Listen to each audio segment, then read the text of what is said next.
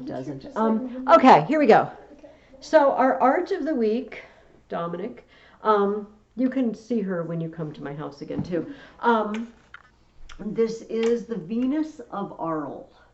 Arles is a French town. And so she's, as far as I know, she's a Roman copy, although she does not have a prop of any sort.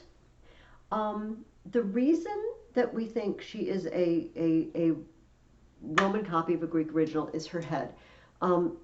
We have other statues by Praxiteles. We talked about him. I don't expect you to remember every Greek sculptor we talked about, but he was famous Greek sculptor.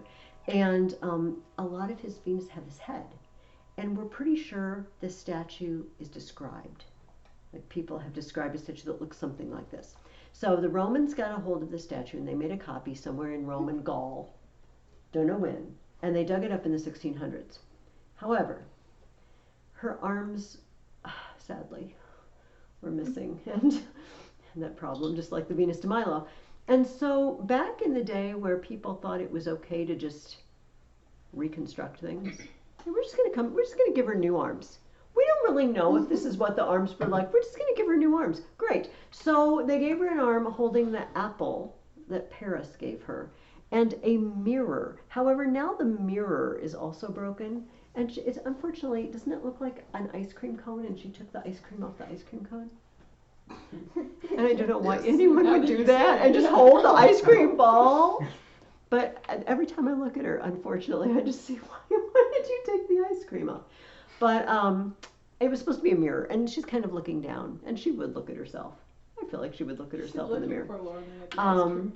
So this is, and how can I have a full statue and not use her as one of my arts of the week?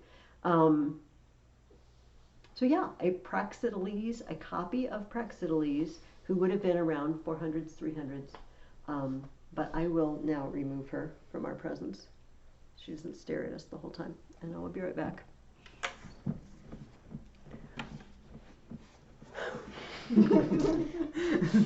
Navigated this all week.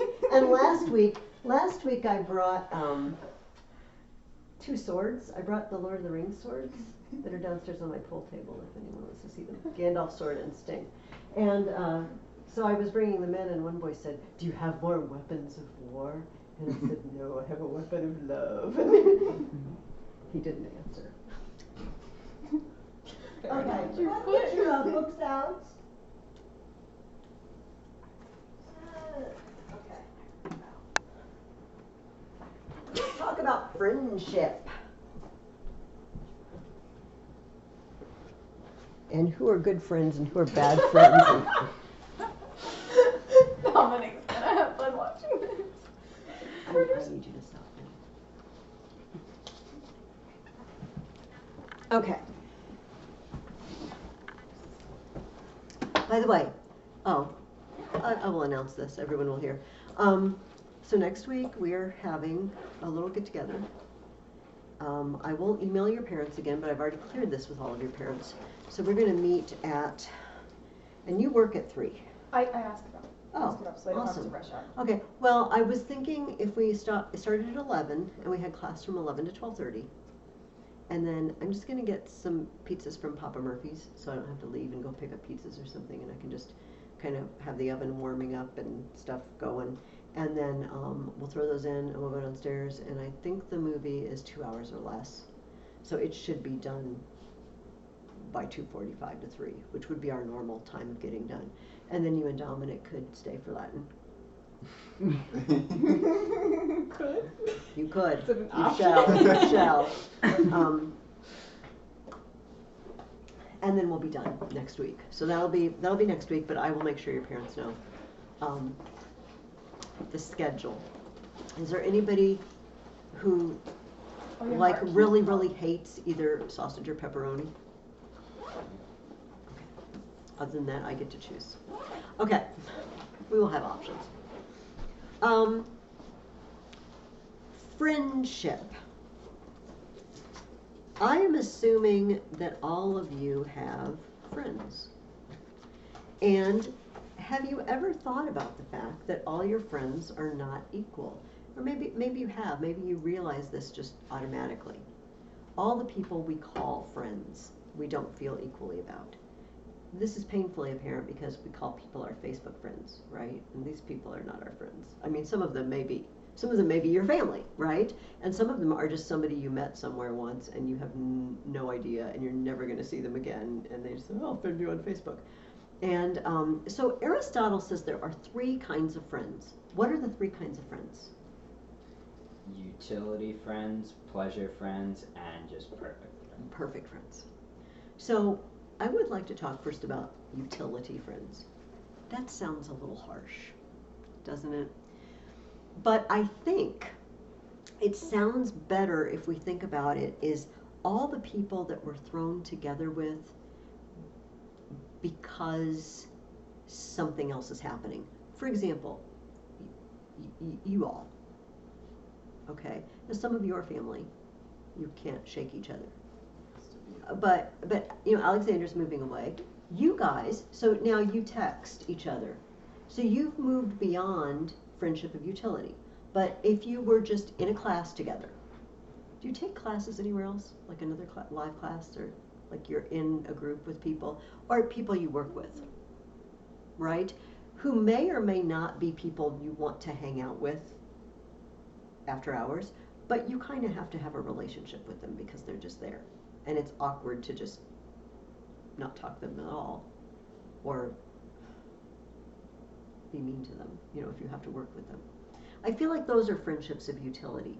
I knew a lady once who was in the habit of, especially in the winter time, obviously, going out and greeting the garbage men every week with a cup of cocoa in a styrofoam cup because they were cold. You know, they work outdoors and it's cold. And also she had a little son who loved to see the truck up close. So she would just pop out and give the guys a cup of cocoa. She knew their route. She knew when to expect them. She's not going to call them up and go out and get a meal. They're sort of a friendship of utility, right? They provide a service and she nicely thanks them for that, particularly in the winter, by bringing them something warm to drink. And so I feel like Aristotle makes it sound like we're just using people. I'm going to be your friend, and that does happen.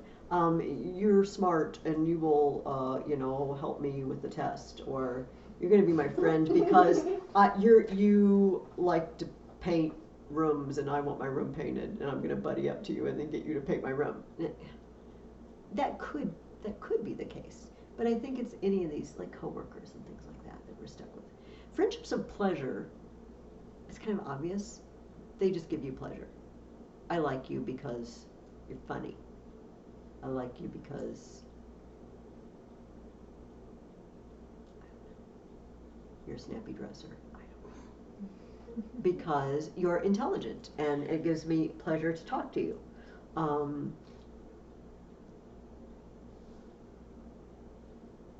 Would you say that most of our friends are that? Why do you choose to hang out with the people you hang out with? Family excluded.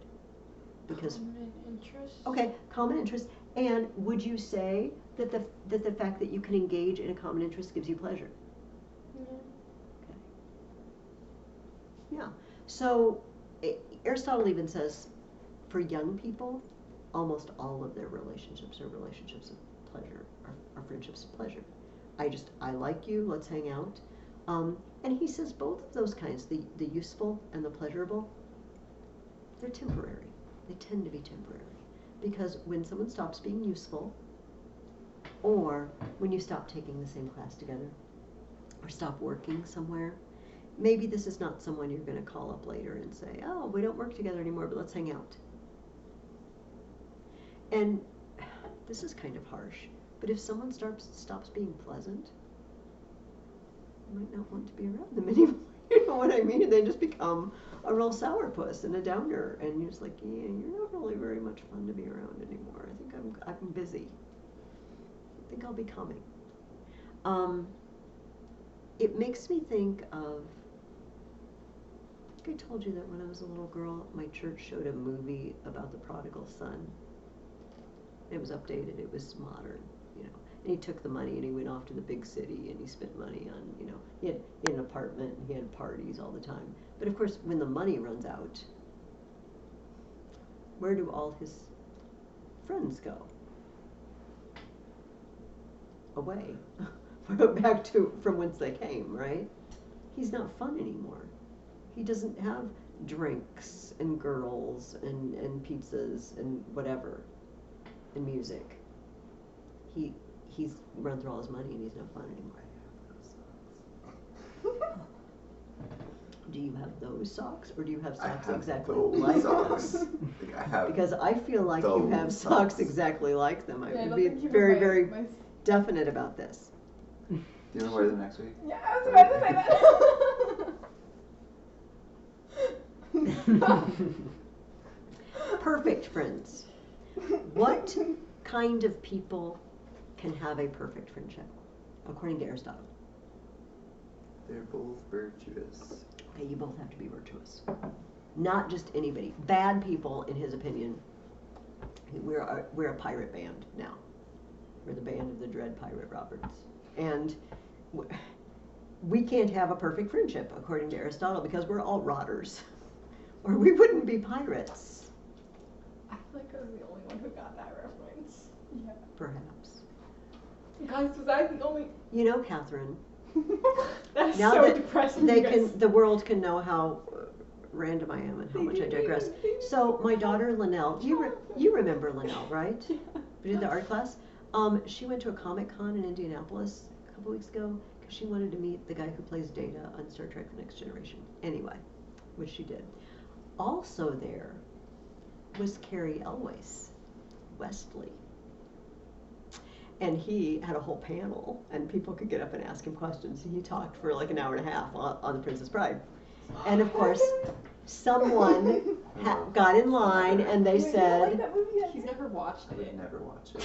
It looks. "Oh, Never it's done it. so Oh, it's good." terrible. It's a terrible. Classic. It looks terrible. Anyway, It is terrible. someone asked him to say "as you wish," and he did. No. Okay, I'm sorry. Have you guys seen this movie? Yeah. I hate Okay, it. I'm sorry. It This is means nothing to you, so and we're going to move painful on. to see how uncultured you people are. I feel it, but That I hate pains it. me. No offense. Yesterday I asked a group of junior high kids if they had ever seen Pirates of the Caribbean, and none of them had. Okay, but they're junior high. Well, how old is that? Johnny Depp's So, like, reputation's going down 12? anyway. Yeah, it was all her. Okay, never mind. We I don't talk agree, about that. but Okay, no, let's We move don't on. talk about that. They also do not have a perfect friendship because they are not virtuous people, as this is coming out in court. To have a perfect friendship, and this could be a husband and wife, although according to Aristotle, not so much. But in our day and age, you could say a husband and wife could have that if they're two virtuous people and they have a friendship. That they are good, and they are it's the kind of relationship where I make you better and you make me better, right? It says in the Bible, as iron sharpens iron, so one man sharpens another. I make you more virtuous and you make me more virtuous. And the only thing I get out of this relationship is the fact that I love you as I love my own self. And I treat you as I would treat my own self. And then the next question I asked you, we'll just move on to that. Can you have a lot of those at the same time? That kind of friend. This is another second self. Why not, Catherine?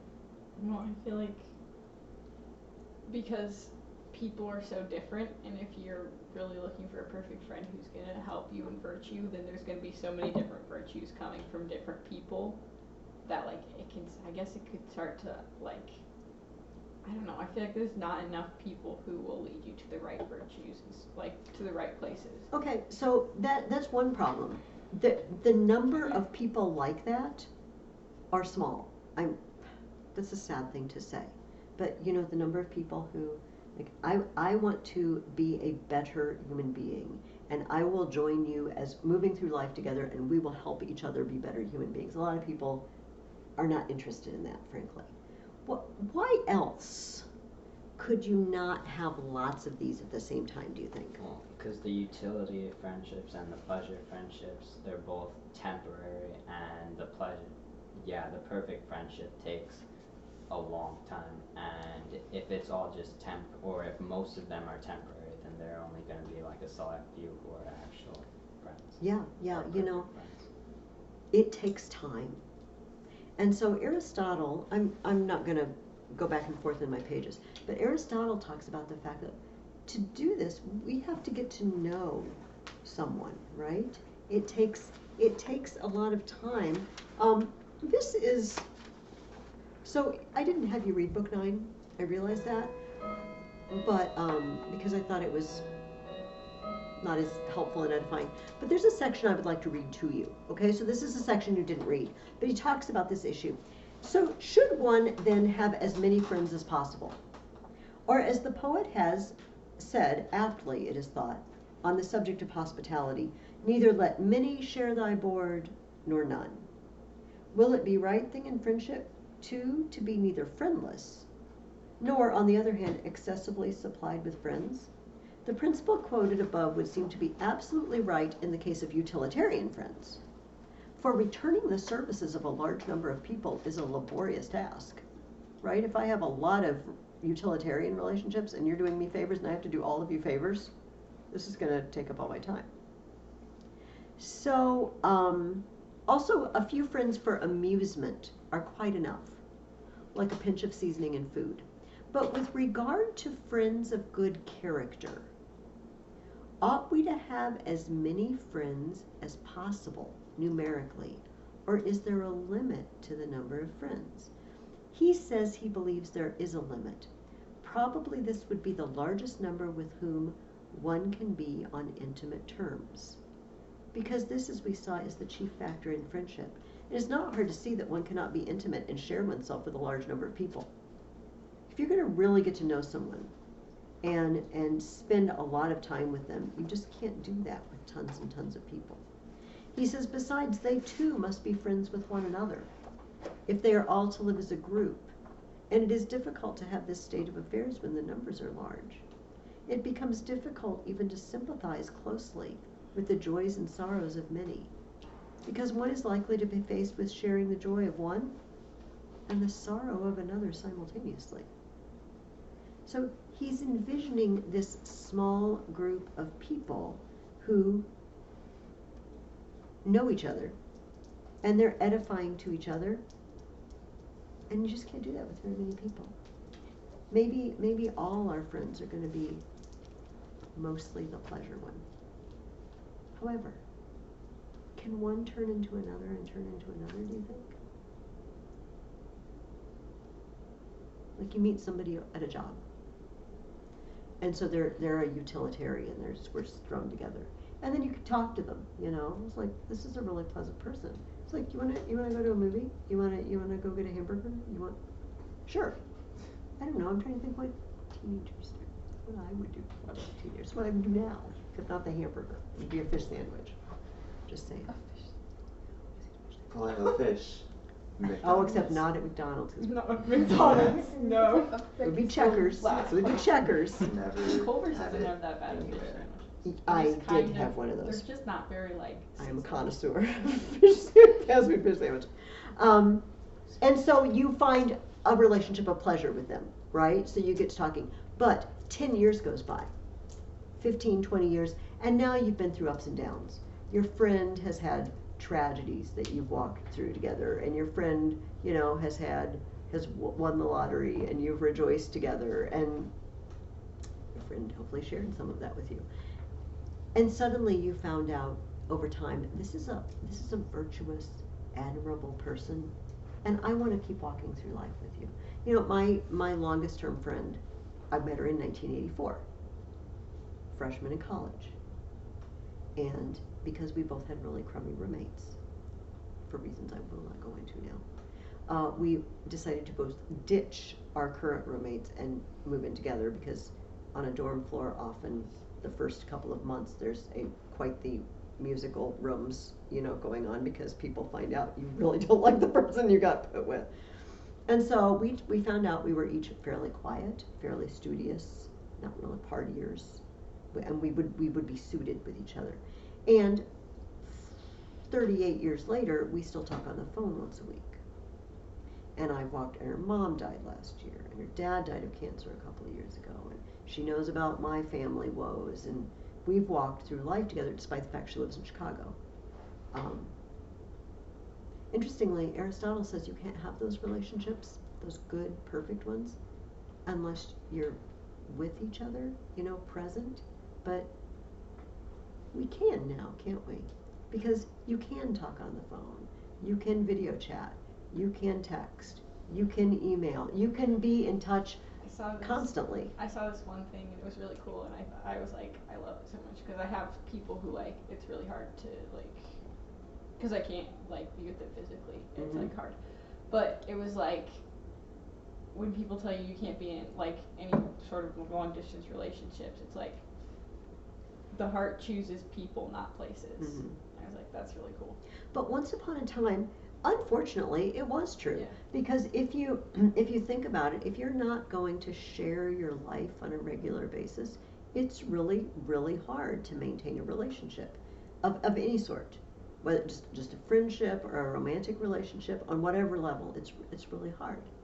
But now we are blessed with technology that allows us to do that, and so that I can still be my friend's friend, even though she lives 3 hours away, and we only see each other once every few years,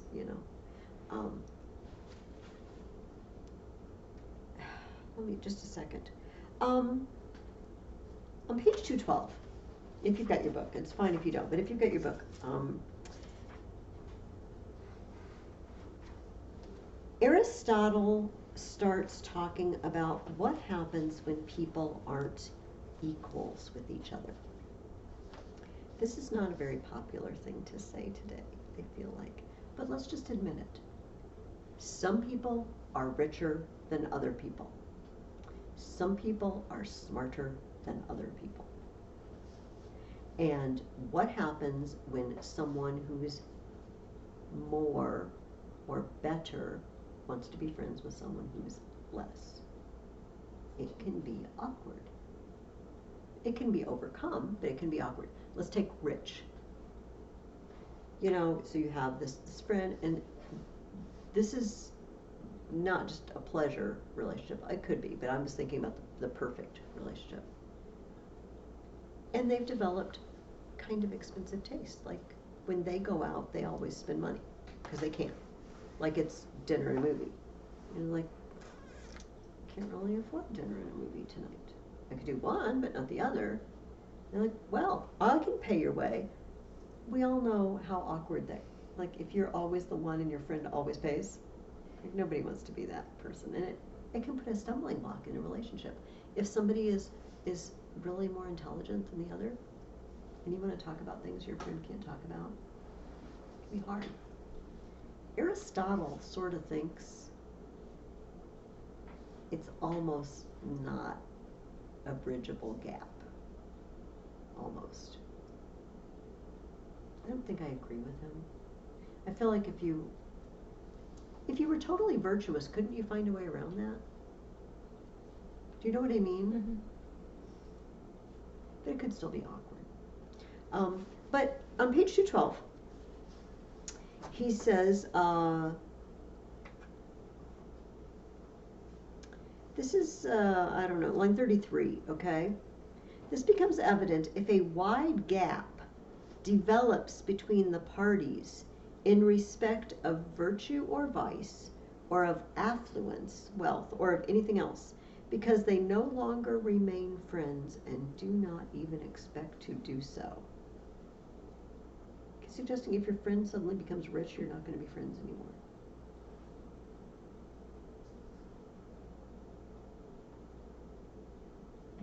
I know, really, see, that's how I feel. The face you're making is how I feel. Especially if you're childhood friends and all of a sudden someone just starts making more and starts doing more and doing the job. I don't think you would just automatically be oh, we can't be friends anymore, yeah. Because, you're making money now, so in fact, there's a lot of, I feel examples where even celebrities nowadays are friends with people they were with in their childhood, even though they're at they're celebrities and their friends aren't. Would it take an extra effort on both parties? You don't I'm picturing a celebrity. I'm not a celebrity, obviously. But you have a lot of people that are just your friends because they want stuff from you, okay, when you're in this situation. And obviously, you expect your childhood friend to not be in that category.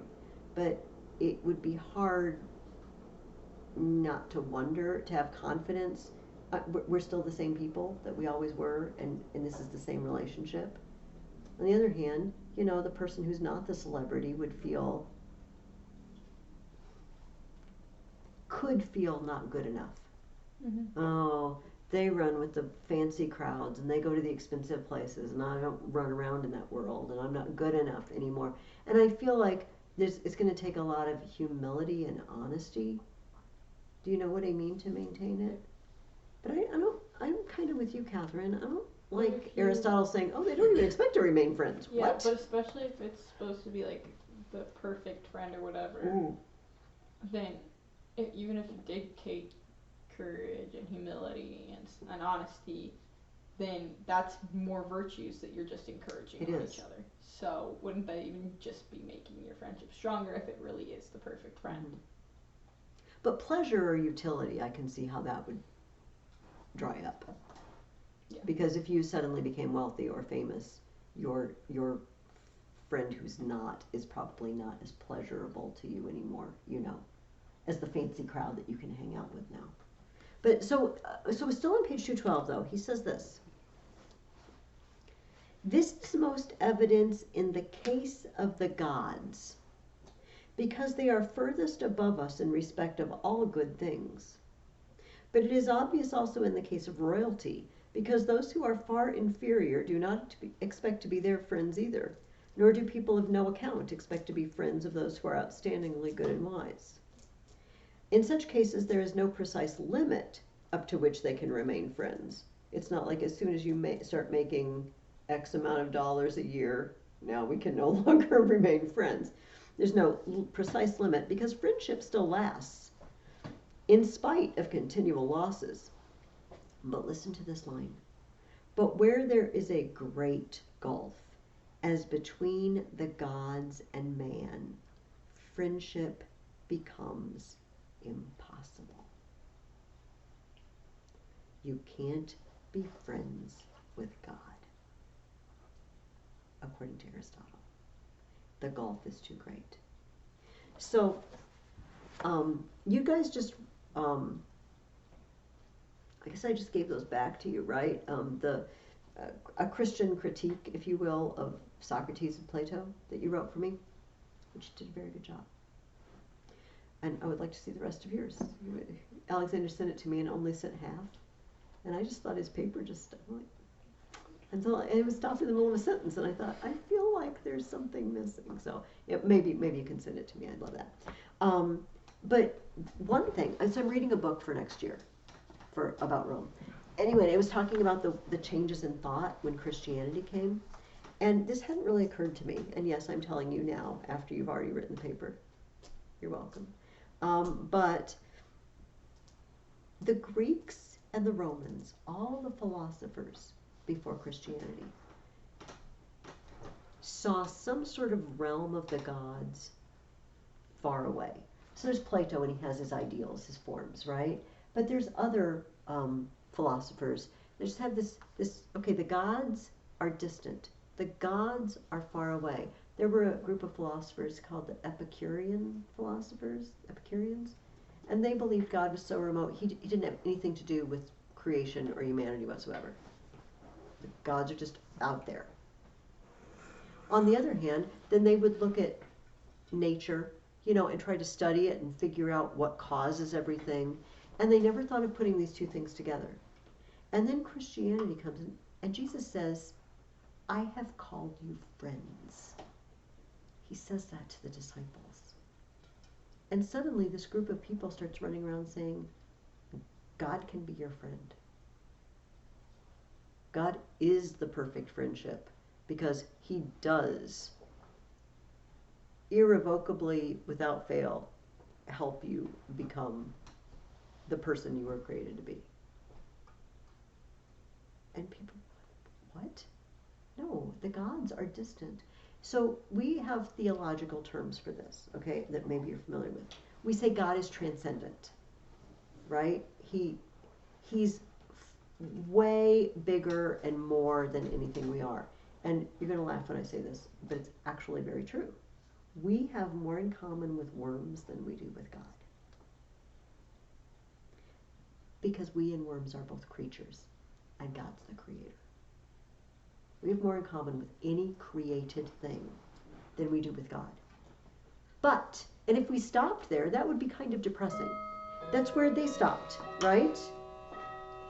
But then Jesus comes, and God is immanent. All right, God's not like God is in the trees and the river, you know, not that sort of thing. We call that pantheism, okay, where God is in everything. God's not in everything. God made everything. But he's present. He's present. He's both. He's so far above us, there can be no relationship without him extending relationship. But then he did extend relationship. And Aristotle gets blown away because, you know, his philosophy gets blown out of the water because it's like, oh no, God can be friends with man. In fact, it says, Paul says we are co-heirs. We are Jesus's brothers and sisters. We are co-inheritors of the kingdom. Oh my goodness. And so this is something that the Greeks and the Romans had no inkling of. Aristotle has no, you can't be friends with God. So go ahead, Catherine. I was thinking of the movie Hercules, like the Disney one, where whatever Pain and what's the Pain and Panic? Yes. Pain and Panic go, we are worms. Yes. That's what. Because I go, I'm a worm, and then I go, we are worms.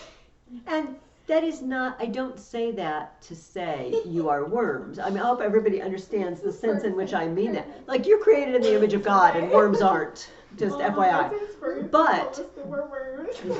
Call us worms. hey, this is being recorded. The posterity knows what I really said. But, in the sense that we're created, we're not ever the same as God. So according to Aristotle, we can't really have relationship with God. And Christianity says, wrong, Aristotle. You are a really smart guy, but you don't know everything. But I go. Okay, so one type of unequal relationship is parents and children. Sorry to inform you that your parents are just always going to be older than you, obviously, unless there's some sort of time machine thing going on, which I've seen. In movies, not in real life, only in movies. Okay, I've not seen this actually happen. I would like to see that. See, I have theories about time travel that I won't trouble you with right now.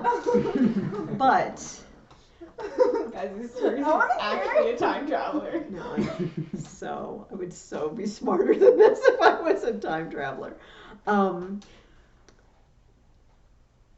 But presumably your parents will always be wiser in the sense of more life experience, right? Because more time has passed. Although it does depend on your individual parents if they make use of their life experience to gain wisdom. And I am not making any judgments about whether your parents are doing so or not. But what is it? Okay, this is the third question I asked you. And I told you where to find it. What makes friendship between parents and children enduring? What makes the relationship between a parent and child last? They owe something to each other. They owe something. What do they owe? Or go ahead and... When both parties don't expect to receive the same benefits from each other. Which is what you said, because are you saying they owe each other the same thing? I don't know what Aristotle means by that. That they owe each other the same thing? Is that what you mean? You're not sure what he means? Well, yeah. I'm just trying to clarify with the questions. Okay, so let's explore that. What do you as children owe your parents? What do you owe them right now? Obedience. Okay, you owe, yes, I do, but obedience right now. You are underage, under your parents' auspices, and the Bible, children obey your parents in the Lord, for this is right. Just, that's what it says. And obviously, What if they tell me to rob a bank? You don't have to rob a bank if your parents just Within telling the you. moral law We're of presuming that if they obedience. don't tell you to, disobey God and defy God, other than that, you should obey them, whether you think it's a good idea or whether you like it or not. But I'm presuming, I guess I am making a presumption here, that I'm not required to obey my parents the same way you are required to obey yours. It doesn't really have a time limit in the Bible, though, does it? It's the disturbing thing. We just assume it has a time limit. Well, it's What do you different when you're think? like living with them and like Also, is. it When depends you're an because adult. you also break off into your own family Yeah. at that point. So I you am still now need to the have, like, mother respect that and needs to stuff. be a. Also, my mother doesn't often tell me what to do. I guess. I feel She like also breaks usually when it gets to that point, parents start to like rely on you Give- more. Or also give respect back. I Yeah. feel like, and I think they don't usually typically ask as much Mm-hmm. when you're not in the house, Yes. Especially because typical things that they would ask for day to day are in the house, Yes. like chores and like Yes. responsibilities and stuff, and taking care of the like siblings and stuff. Like, However, I suppose if I were visiting, because we're going to go visit my mother, in a couple weeks, if she tells me to do something, and I'm there, I should probably do it. Do you know what I mean? If it's within my power to do it. However, you said respect too.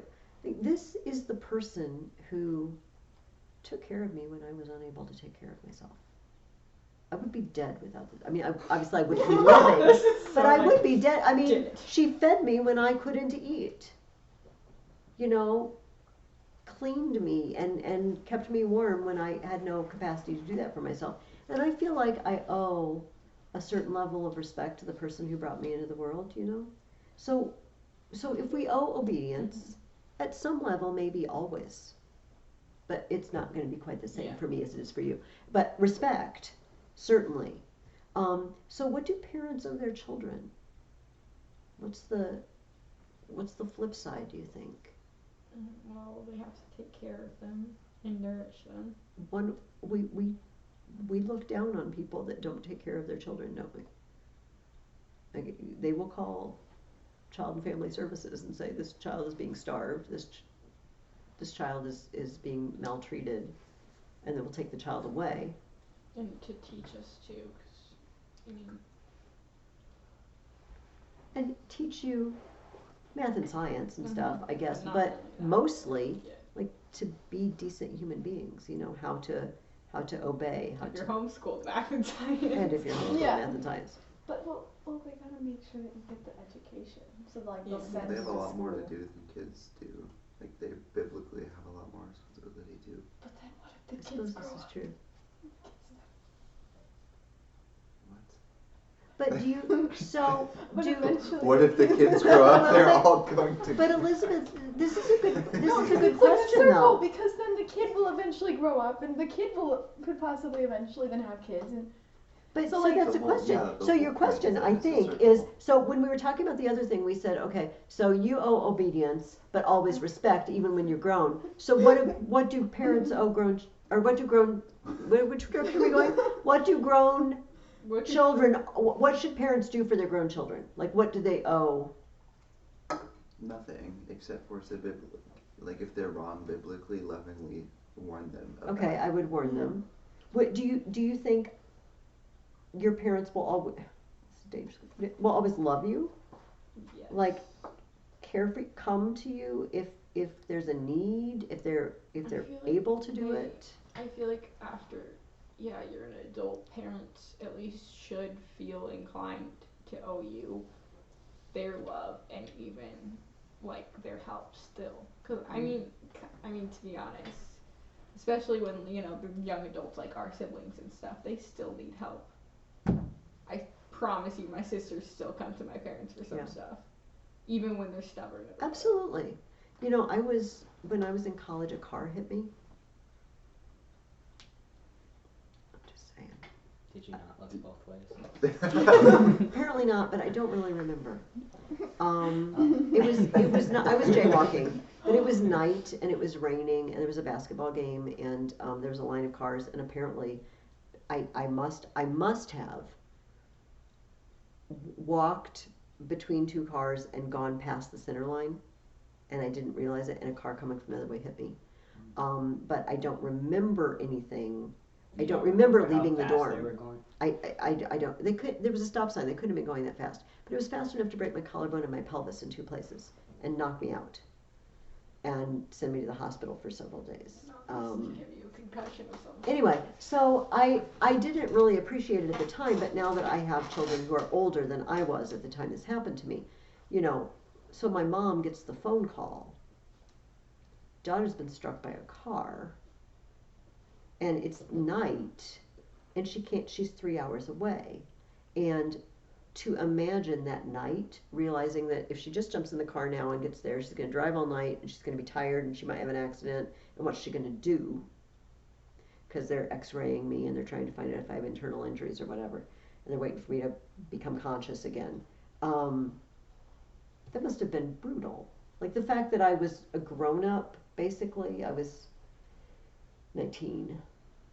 You know, it just doesn't mean you don't feel the same, you know. And now, at the time, I didn't realize how hard that must have been for her. But now that I have grown children out there, shoot, if somebody called me and said, your kid's been hit by a car, to restrain myself from running to them, that would be really hard.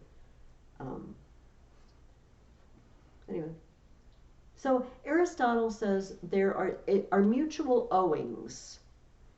Owing makes it sound sort of not as nice, but he says when children render to parents what they owe to those who brought them into the world, and parents to their sons what they owe their children, the friendship of such persons will be enduring and equitable. It'll be even, because I give what I owe you and you give what you owe me.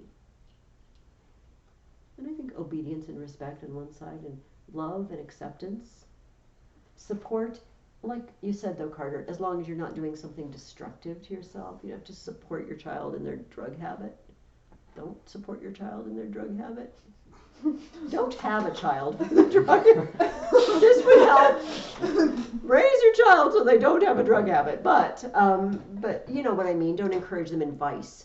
But that we will always have relationship then with our parents and our children if we maintain those. So that's one kind of unequal. We talked about unequal if someone's richer, someone's wealthier. But what about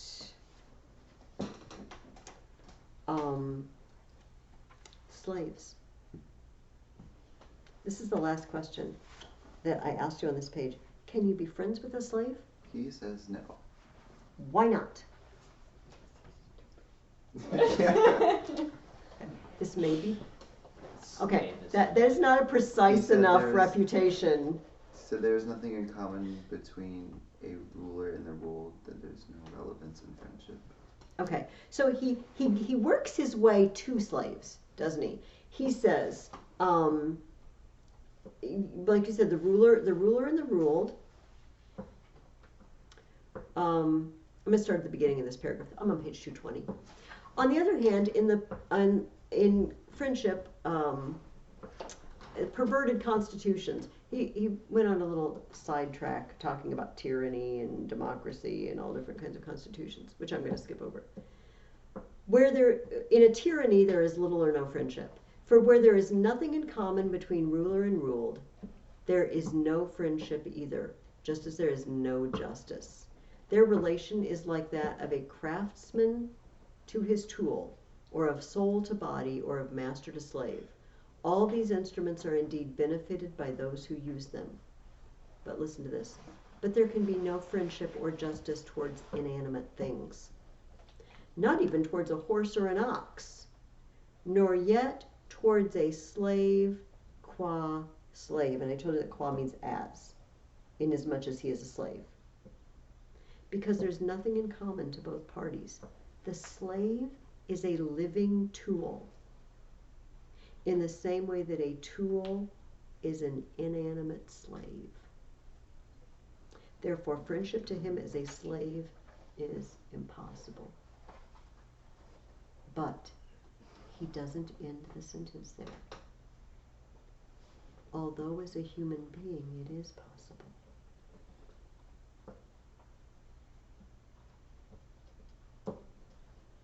What does this mean?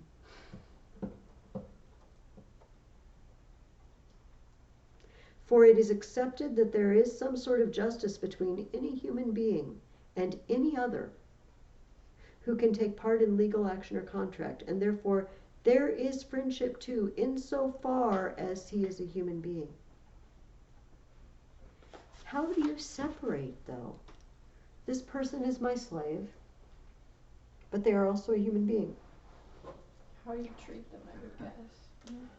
You don't have slaves because it's horrible. Okay, so option one is you don't have slaves. It's not like a slave. However, this is not an option for Aristotle because he lives in a society that is based on slavery, like every society before Christianity and like a whole lot of them after. Well, you have a choice on how you treat anything, actually. So, if you treated your slave like a human being instead of an object, like most people would at that time, unfortunately, then you could easily become friends with them, realizing that they're a human being just like the rest of your friends. Could you do that and go back to start treating them like a tool then? Could you go back and forth? Do you see what I mean? Like once you cross the line, if you said this person, this animate tool, this living tool is actually a human being, I'm going to treat them and be in relationship with them. Then could you go back and look at them as a tool again, do you think? Yeah. Yes. Yeah, but you'd have to like deny a lot of things and tell yourself a bunch of lies and stuff. Yeah, because after you've started a relationship with someone, I mean, it's easy actually, because a lot of people these days honestly use each other, and that's the unfortunate part of it, is honestly, sometimes we treat other people like they would treat slaves, like objects. But like, any friendship, I feel like, even if it's with someone who's said to be a lower class than you, you have the choice between treating them like, even someone in the same class as you have a choice to treat them like an object or like a human being. And I feel like once you choose one, you should choose it. Like, you know. I like that observation, that we don't have slaves in our society. Slavery is done, and so it's hard to say, well, what does this mean for me? Well, Aristotle, you're not giving me any help here because I don't have slaves. But we do have employees. We have employers and employees, right? We have paid servants.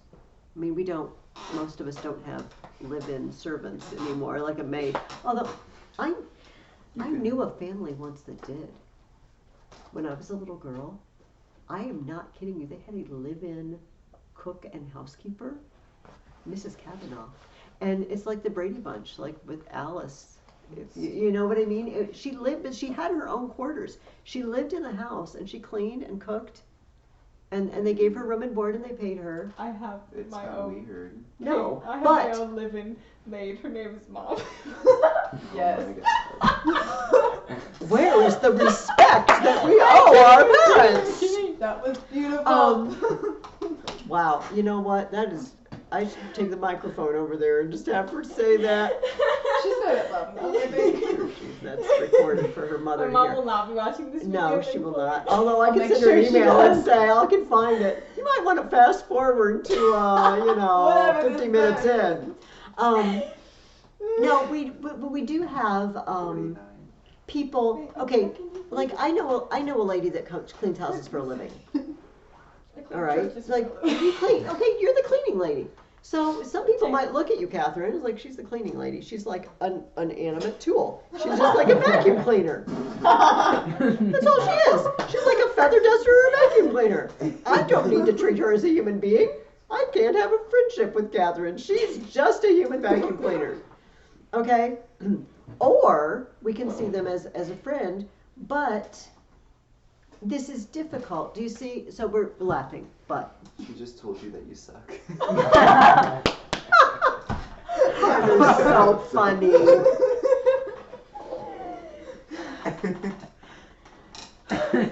I never know what's going to happen when class starts. Ever. Never. Is our class your favorite? I am going to reserve judgment on all. Yeah, she's recording it. Oh, yes, that's take a the yes. microphone. That's a yes. Just say it quietly, like cover the Nothing. I reveal nothing. Can you see, though, that if you're an employer, okay, imagine you are the head of the company. You're the head of the cleaning company now, Catherine. You've been promoted. Top From the back. vacuum to the You tell other people to clean, and you take a cut of their money. You don't do any cleaning yourself. However, your staff, you know, in a sense, they're your employees, and so you want to maintain a level of distance, right? Because, you know, like this happens. It happens in movies, but it happens in real life too. You get friendly with your supervisor or the boss, and then you think, well, they'll do me favors. Well, aren't we friends? Can't I have next Tuesday off? I thought you were my friend. Do you see what I mean? And then you forget, yeah, I'm running a business, and I can't just do whatever you want because you're my friend. That would be, wouldn't that be like what's the one from, I can't even remember. Utility friend. Well, I think it's the pleasure friend, because No. And that- Yeah, but they're like- using them. Yeah. Oh, yeah. it's probably, I mean, yeah, but like the moment that they stop doing things for them, I guess so. However, if they were the perfect, start the that. virtuous friend, one would think you wouldn't use the other person that way. Yep. Because that would not be virtuous, right? To say, I'm going to put you in a bad position. So, okay, so let's go back to the slave. Because our modern day slaves really are employees. That's the closest we have. And a lot of people, I mean, I know it's not, you can leave your job, but a lot of people can't. Do you see what I mean? Like you might not be able to find another job in your field. You might not be able to support yourself doing a different sort of job. You know, I'm going to quit my job and I'm going to work at Walmart or McDonald's or whatever. Great, but can you make enough money there to support, you know, to pay your house payments and pay for your car and everything? You might not have options. So if you have that relationship though, but it's the virtuous kind, you would assume that you would never, that as a slave or as an employee to my master or employer, I am going to give them the respect that I owe them and the obedience that I owe them. And I'm not going to put them in a position where they have to choose to be my friend or be my master or employer or whatever. Does that make sense? But I think you're right. You're on track when you talk about it being utilitarian or the pleasure friendship. That could be problematic, you know, if you have that sort of relationship with someone. I like Carter's option is not have slaves. But like I said, we are always going to have, but they're not slaves. We're always going to have people in positions of authority and power over other people, unless we all become self-employed. And we're just a vast world of individually self-employed people. I don't know what that world would look like. Someone would have to discipline other people if they're like stolen. Yeah, cops. Yeah. Oh, okay. So we're always going to have Still people in be authority sheriffs. over you.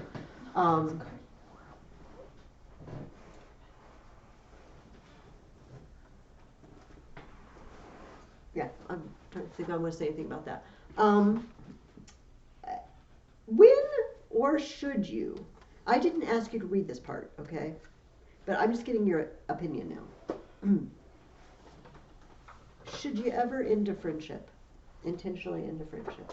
Yes. Yes. Yeah. Under what circumstances do you think? If they're being bad. And the majority. If they're unvirtuous. Well, The simple yes. answer. Yes. And is that what you mean? If they are Like if they're become- using you and they're mean. okay, so if they are completely lacking in virtue, I feel like the same could go for just in general. Some people just don't get along, and it's not the fact that either of you are unvirtuous, or even maybe both of you are, just because it's like not the right friend. I feel like some people encourage you to be not virtuous, and then in the same way you kind of start to encourage because you don't realize it and you become blind to it. How did you end up getting friends with this person in the first place? Do you think? Through just Pleasure. yeah, like the pleasure. Okay. It's the it's. I don't even know why that's funny, but it kind of is. I feel like after a certain time you just start to blind yourself to like what people are doing exactly. So if it's the utilitarian friend, obviously, if they stop being useful to you, and that sounds so mean. It's meaner than but sometimes it's the way it is, okay? But, okay, so let's take it up a notch and say it's the case where you're utilitarian in the case that you're just thrown together, all right? So you're all taking, art class together, and then the art class disbands, and there's just going to be people there that you never see again because the only reason you were together, I mean, you were nice enough to each other while you were there, but you just never clicked. You're not interested in pursuing a relationship with this person any further, and it's like, been nice to know you, have a good life, and we walk away. That could be that. Pleasure, okay, that's a quality that draws you in, right? But so what if that pleasurable friend, see, you start finding out things that you didn't know, and you find out that they are lacking in virtue. Presumably, if you work your way up to the virtuous friendship, you've tested this over time, and you're not going to have surprises popped at you, but not necessarily. Here's what he says. This is the part I didn't have you read. Another problem that arises is whether or not to break off friendship. This is page 234. With those who do not remain the same as they were.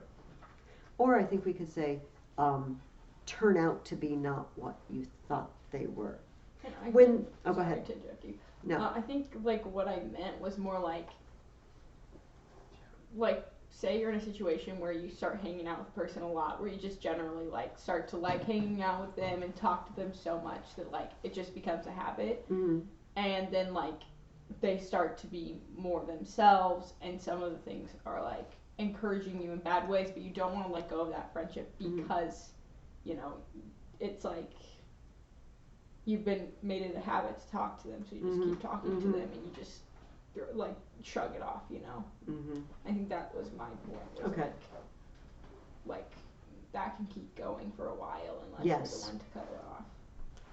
And Aristotle has already informed us how strongly habits affect us. So he asks, should we break it off? He says, if the bond was one of utility or pleasure, there is presumably nothing odd about breaking it when they no longer have these attributes. If the only reason I hang out with you is because you give me pizza and soda and throw parties, and then you run out of money, I have no reason to stick around anymore. Hopefully you're not doing that to anyone, but I don't mean throwing the parties, I mean ditching people. But I mean, if that's the only reason you're together. For it was these that underlay the friendship, and when they fail, it is reasonable to feel no affection. And I like this. But a person might complain if his friend, who liked him only for the profit or pleasure he got from him, pretended to like him for his character. People do this as well, don't they? It says, if A has accepted B as a friend, this is the second paragraph, in the belief that he is a good man, and he turns out or even appears to be a villain, ought A still to love him? Surely this is impossible, assuming that not everything is lovable, but only what is good. And it is not right either, because one ought not to be a lover of what is bad, or to make oneself like a worthless person. And we have said that like is friend to like. Ought the friendship, then, to be broken off at once? Can you think of a reason to, before I read you what Aristotle says, can you think of a reason to maintain? So you had a friend, and this person's just, they have joined the Dread Pirate Roberts. All right, they are the new Dread Pirate Roberts. They have started robbing banks, whatever. Is there a reason you can think of to not just break it off immediately? To help them. To help them. And I feel like if you're really if you yourself are not like the whole friendship, but if you yourself are trying to be the perfect friend to them, then you wouldn't just wholly break it off right there because you love them, and love doesn't just mean like, oh yeah, we had a good time and break it off. Now we Right. go rhyme. Because if I want, this is how he defined that perfect friendship. He said in book 9, a friend is another self. This kind of friend, the virtuous friend, the good, the perfect friend. And I want for them every good that I want for myself. And I don't want myself to become corrupted. Therefore, I don't want my friend to become corrupted. So, yes, you nailed it. Aristotle says, perhaps not in every case, but only with those whose depravity is incurable. Those who are capable of recovery are entitled to our help for their characters, even more than for their fortunes, inasmuch as character is a higher thing and more closely bound up with friendship. If we would help a friend who fell on hard times and give them money, a trivial thing like money, we should help them with their character, because that's even more valuable. But he says this is troubling on page 235, first paragraph there. But suppose, so we are two friends, and one of them goes down, right? Becomes unvirtuous. What if you're two friends and one of you gets exceedingly more virtuous than the other? This one just kind of stays still, and this one gets better and better and better. This is what he has to say about that. Suppose one friend remains the same and the other improves and becomes far superior to him in virtue. Should he still treat the former as a friend? Surely it is impossible. This appears most clearly in the case of a great disparity such as occurs in boyhood friendships. Supposing that one person remains a child in intelligence and the other is a man of outstanding ability, how can they go on being friends when they have different interests and different likes and dislikes? They will not even have the same feelings about each other. And without this it is impossible to be friends, because spending their lives together is out of the question. Is one then to behave towards a former friend exactly as if he had never been a friend at all? Probably one ought to keep a memory of the former intimacy, just as we feel bound to show more favor to friends than to strangers. So we should, for old acquaintances' sake, show some consideration for former friends, provided that the severance was not due to excessive wickedness on their part. That's hard. Nobody likes to see friendships go. But people do grow apart, don't they? Sometimes people grow apart, but to always maintain that memory, we were really good friends once, and now we're, have parted ways. As long as one of us didn't become a total rotter. It's hard. This intrigues me because it's stuff we deal with today. This is 2,400 years ago he's writing this, 2,300 years ago. And still the same problems, What if your friend's a rotter? What if you just, what if your friend isn't pleasant anymore? Do you dump him? Do you not dump him? These are the same questions we ask ourselves.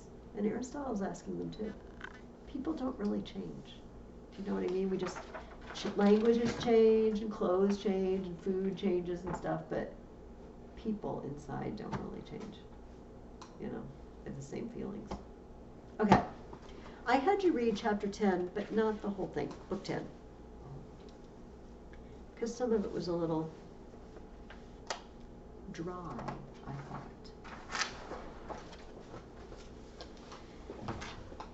But starting on chapter 6, starting on page 267, he recapitulates what is this book about? Good. Let's remind ourselves what this book is about. What is the thing that everybody wants? What is the end of life? The goal of life? Happiness. Because it's something that we want. Nobody explains why I want happiness. I don't have to defend myself to you for wanting happiness. It's obvious. I want to be happy because happy is good, right? And not happy is bad. But we also found out by happiness, he doesn't mean la la la, rainbows and lollipops, I'm feeling so good because it's sunny and the flowers are blooming. It's a deeper, more abiding disposition. And he says it is a disposition that is an activity. It's a virtuous activity of our souls. So, if that is our goal, what are amusement and relaxation for? He said something like to play hard, work harder, almost. Play hard, Is- work. Yes. Is not. Does he, It's weird. well, okay, let's read it. Does anybody want to comment on that before I read what Aristotle has to say? No. Okay.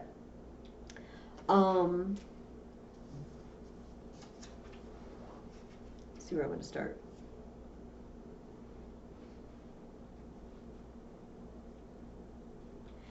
He says to each, I'm on page 269, okay? And I'm on line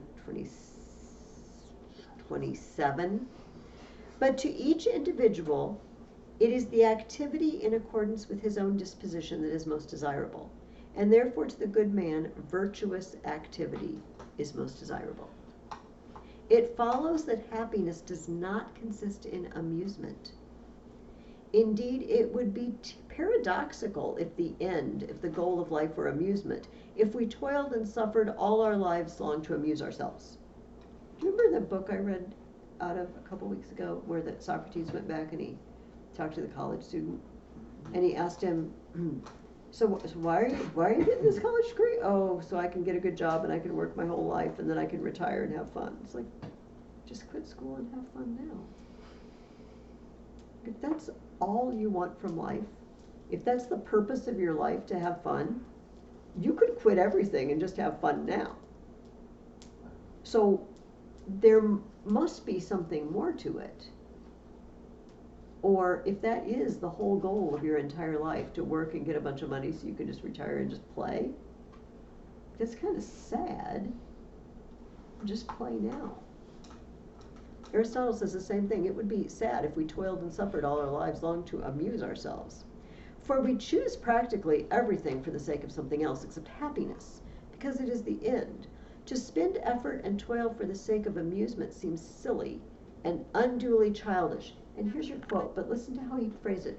But on the other hand, the maxim of Anacharsis, play to work harder, seems to be on the right lines, because amusement is the form of relaxation, and people need relaxation because they cannot exert themselves continuously.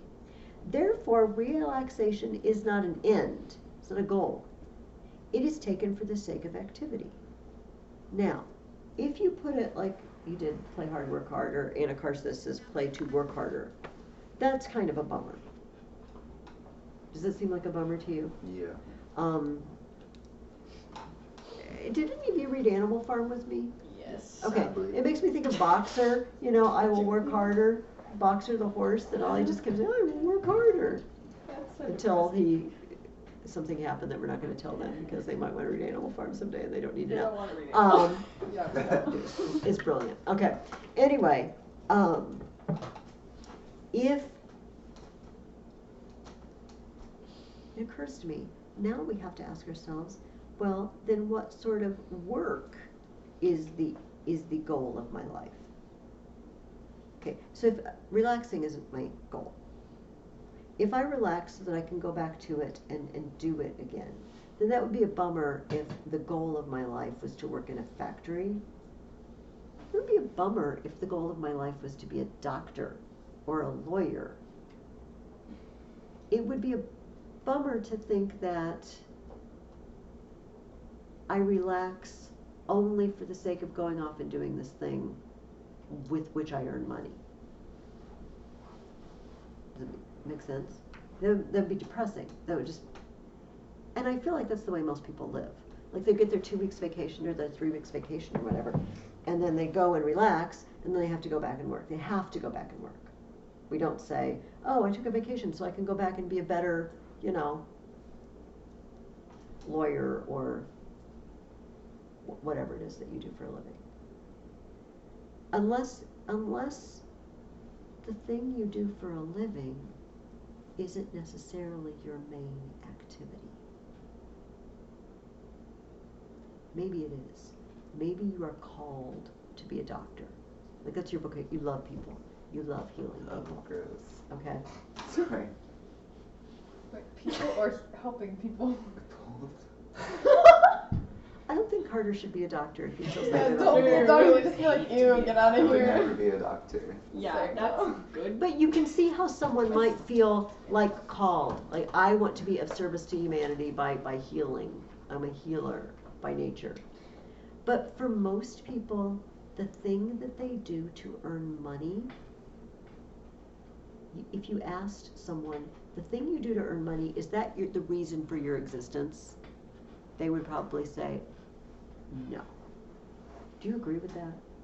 Are you following me where I'm going? And so I am now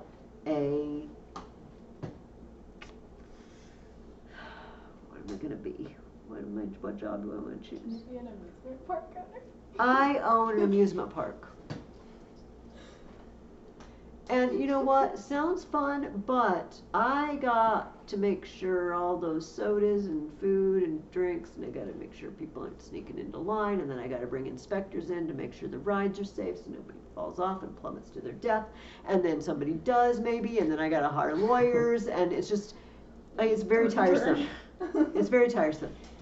Okay? And I go and I have my 2 weeks vacation, 3 weeks vacation. I own it. I have 4 weeks vacation a year. I own the place. I have 4 weeks a year.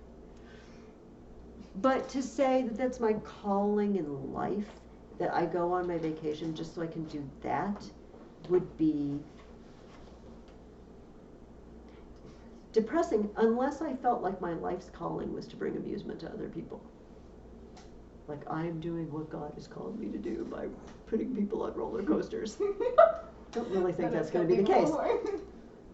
For many of us, we associate work with something not always completely pleasant. Would you guys agree to that? All right. Tell me something you do. You actually don't have to tell me, but think of something. You can share it if you want. Think of something you do that you put a lot of effort and energy into, but you do that out of choice. You do it because you love the thing. Can you think of something that you do? Well, like hobbies and stuff like Yes, that's exactly what I mean. Because, for example, say you put models together. Like, models, you know what I mean? Like models. Okay, so, there are people who spend hours meticulously painting and putting models together. Like hours, till your hands are tired and your back's tired. And it's like, take a break. Oh, I'm almost done. See, because they love the finished product, right? They do it because they love it. There are people, so your mom, you guys, you've got animals. Your mom gardens extensively. Your mom cooks and preserves extensively. And okay, so part of that she might do because you have a large family and it's economical to do that. But does she enjoy it? Yeah. Yeah. And does she put a lot of effort into it? Yeah. So I'm thinking that there are some activities that we do that we don't really consider work. Do you see? Because we like them. My daughter used to say she hated school. And I said, well, you like to read books and you like to write stories, and that's not school. Her definition of school was anything she didn't like. If it was anything schoolwork but she liked it, well, it's not school anymore. School was basically math and science for her. Everything else wasn't school. She didn't care for those two subjects. So I wonder if the problem is not Aristotle's definition, that we relax so we can go back to the activity, but the problem is the activity we associate with work. Does that make sense? Have I made sense? I always kind of suspect I can't really prove this from the Bible. This is just me speculating. That, Adam and Eve were put in a garden to work the garden. And that was before the fall. Put in the garden, work the garden. It's after the fall, it says, by the sweat of your brow you will eat your bread, and thorns and thistles will grow. But there was still gardening before. There would have been gardening. But I have a feeling it would have been like hobby gardener's garden. Do you see what I mean? They love it. It's fun. The flowers are growing. I love, look at this tomato. Look at my pepper. You know what I mean? And they take joy and pride in it. And so you can see then how, I'm going to go put my feet up and rest and get some lemonade, something hot. But I'm going to go out there a couple of hours, and do some more weeding this afternoon. You see? Now I'm relaxing for the sake of activity. I'm not just a couch potato. I'm not just relaxing like relaxing is the point of my life. And it's just that we are stuck doing work that we don't love. Does that make sense? This is my philosophy of work. This is Ferguson's philosophy of work, that the problem is not, it is what we refer to as work. And I think the Bible says we should work, but it should be more like our hobby. I feel like a lot of people go to even college and stuff and for a profession that will never make them happy. Yes. And I don't know, I feel like as someone who's had 2 jobs and is only 16, that's regretted my life. But she's burning through those jobs. No, just the one.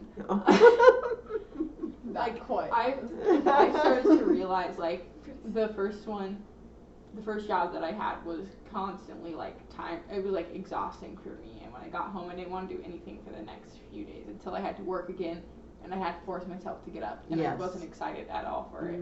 Not even in the I wasn't even meh about it. I was just I don't want to do,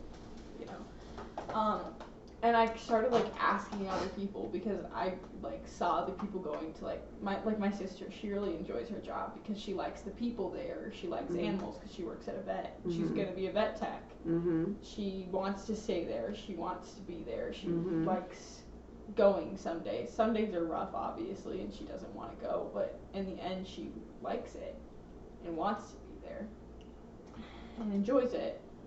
And I was I started to realize, I don't have to find a job that's just because I want money. I should try to find a job that's something that I'm going to want to go to most days.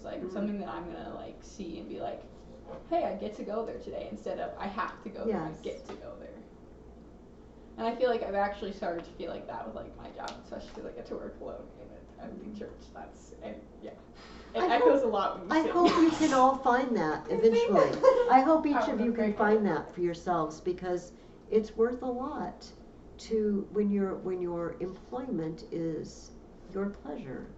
And then you do understand what he's talking about. Okay, I can't work all the time. I've got limitations. I need rest. But I am looking forward to going back and doing it again after I've stepped back and relaxed a little bit. Just even mothers and fathers, think about it, because that's their job. Mothers, often stay-at-home mothers, that's their job. Yes. So, and they enjoy it every day, even though some days are rough. Some days are rough. Kids are annoying. And you know what? When you have a hobby, sometimes the hobby is rough, right? When you're making that model and the paint slips, or you break something, or the parts didn't all come in the box. They shortened you apart. This always happens to our family.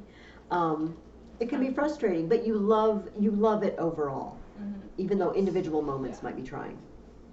Yeah. It's kind of unfortunate, because most of our ideas of work have been based off of solely money nowadays. This is true.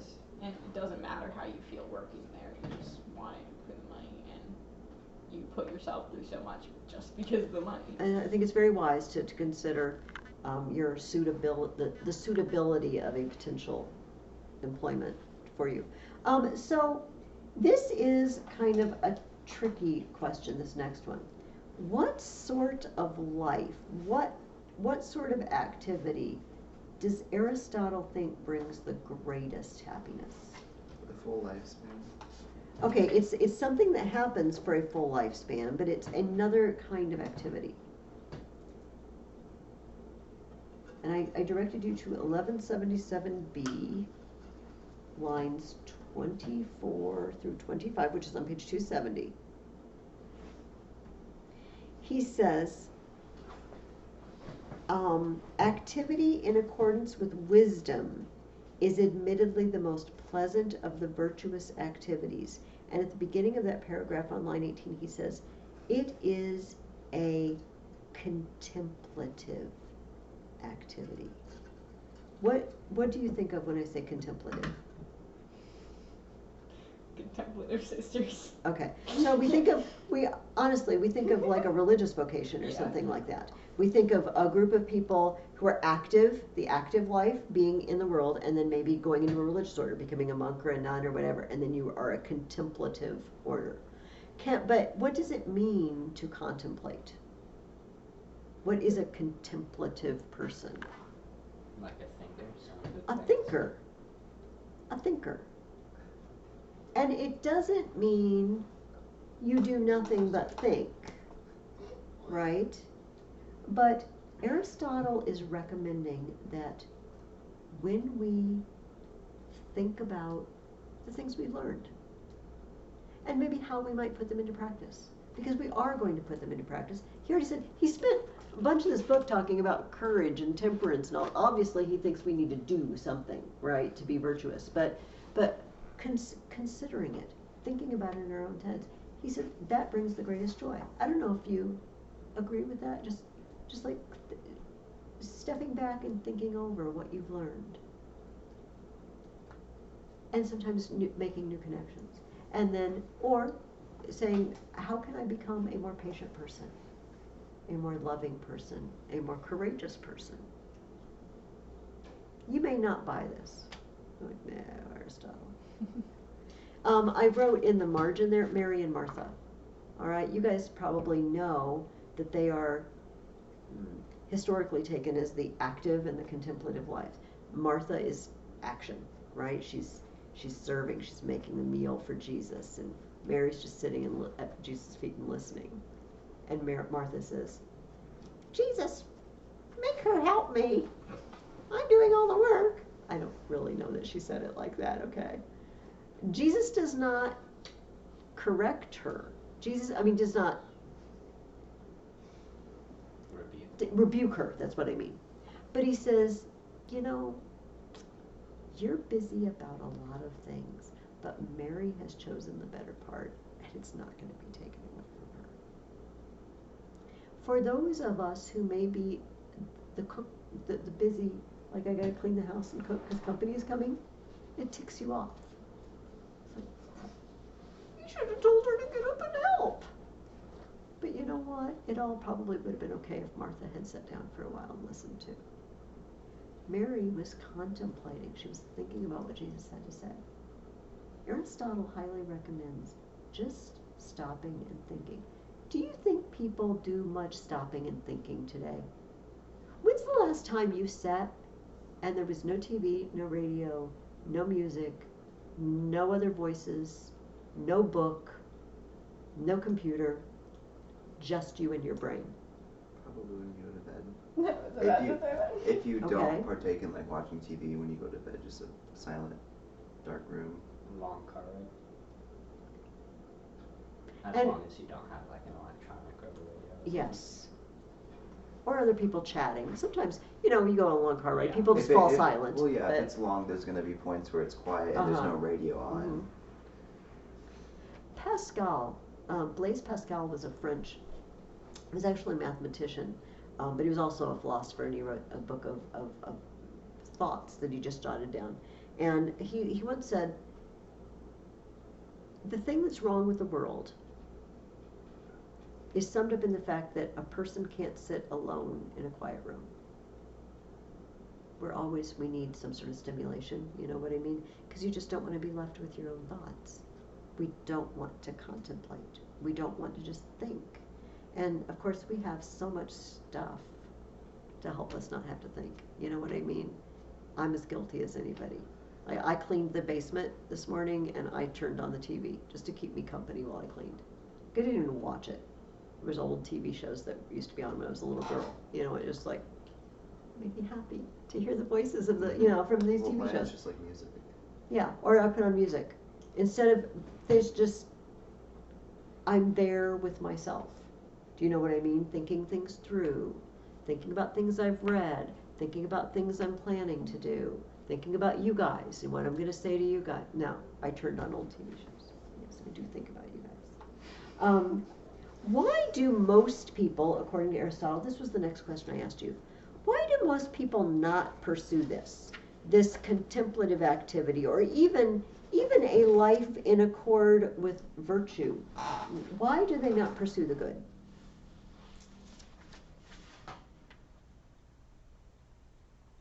They might think it's too tiresome. That is certainly one. Well, it's a lot of effort. I don't want to expend that much effort. Yeah. If it's not a part of their nature, they might not be able to be pulled towards. Okay. Yes. Aristotle does say this. He says that we can urge people towards it, but he said, we're incapable of impelling the masses towards human perfection.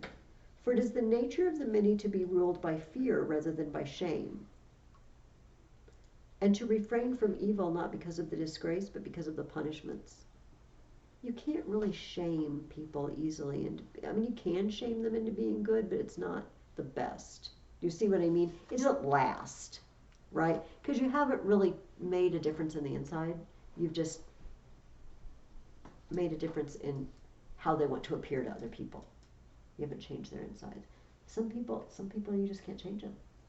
He also says, to dislodge by argument habits long embedded in the character is a difficult, if not impossible, task. When you have a habit of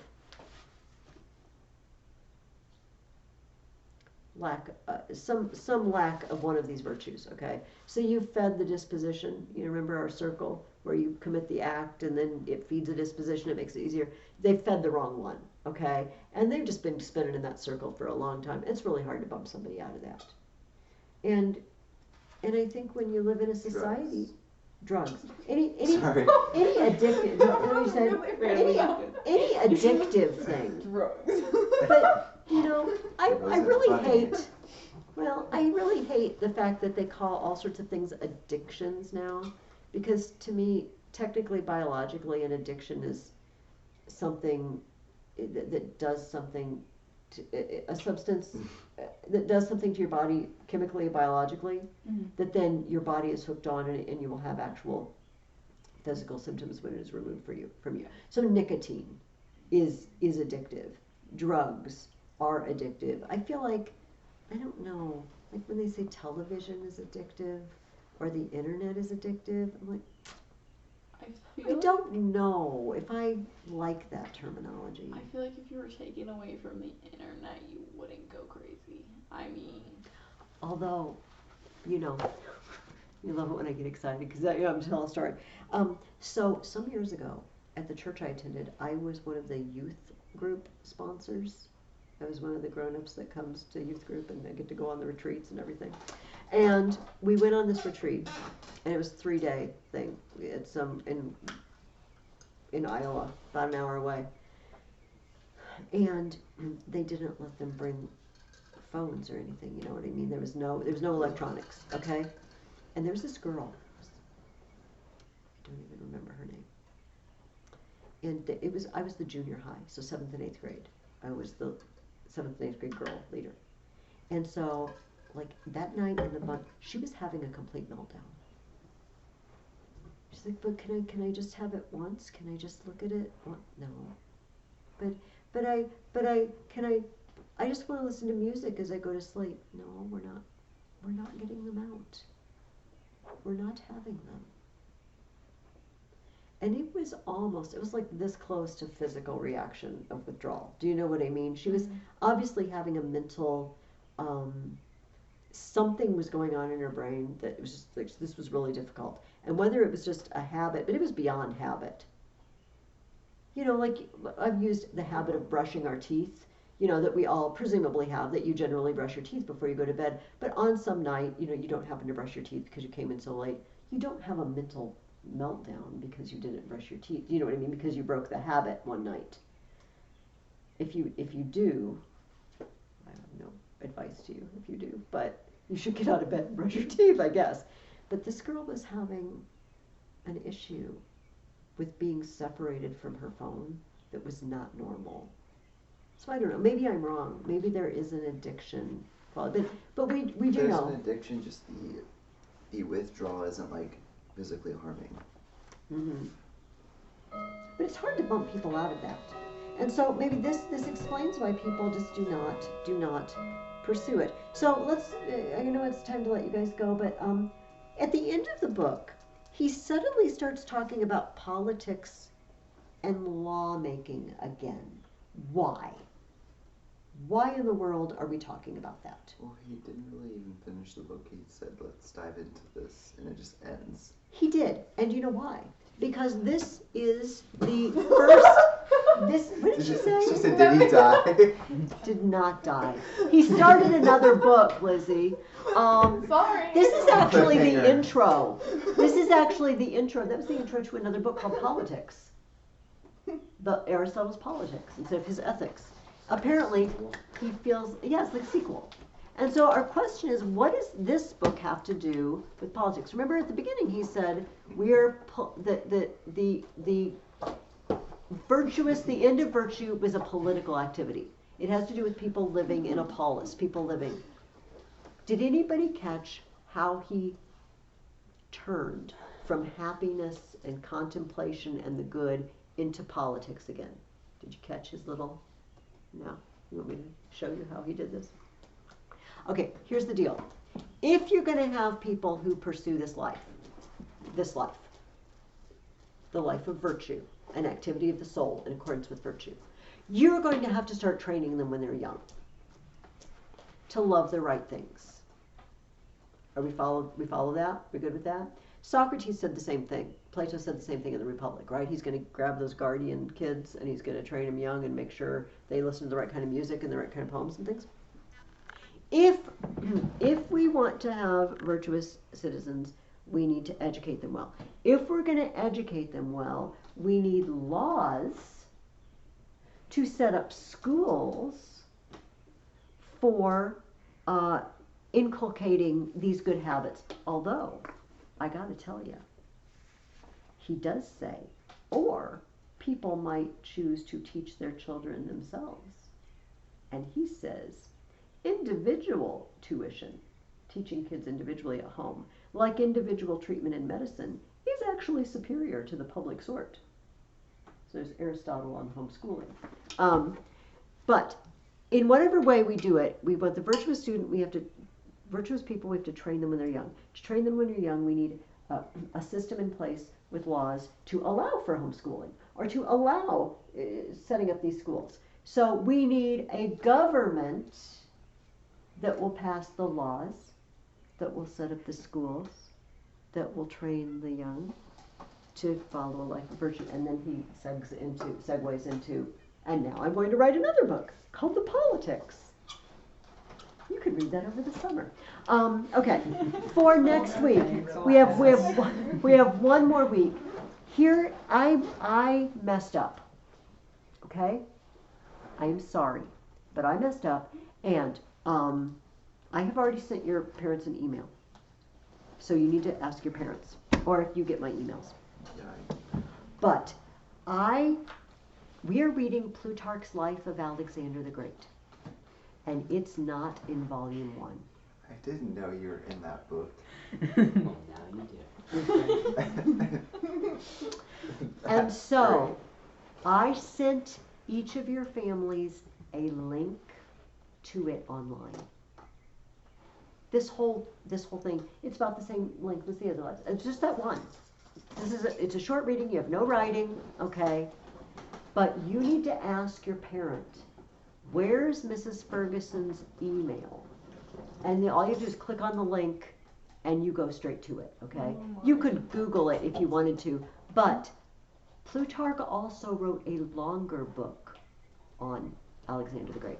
We're not reading that one. We're reading just the out of Plutarch's Lives. I am sorry that I chose one that isn't in the book I told you to get, but the one online is the same translation as that 2-volume set. So if your mom doesn't have it, email me or call me, please, and I will send you a link. All right? Do not come back next week and say, I don't know, I didn't have a link, I couldn't find. No, don't say that. Ask me, okay? Thank you. And come, I will tell your parents this as well. Come at 11, we're going to be at 11 o'clock in the morning. Next week. Mike's gonna be gone. Oh, He's I'm going sorry, to I Disney forgot World, about so- that. Oh, Well, he's we going don't to feel Disney World. we don't feel so bad for him. Yeah, he's leaving on Monday, and I'm really mad. Is that for his confirmation? Yeah, and he's gonna be gone for like 6 days. I was like, why are you going to Disney World? I know, I'm really mad.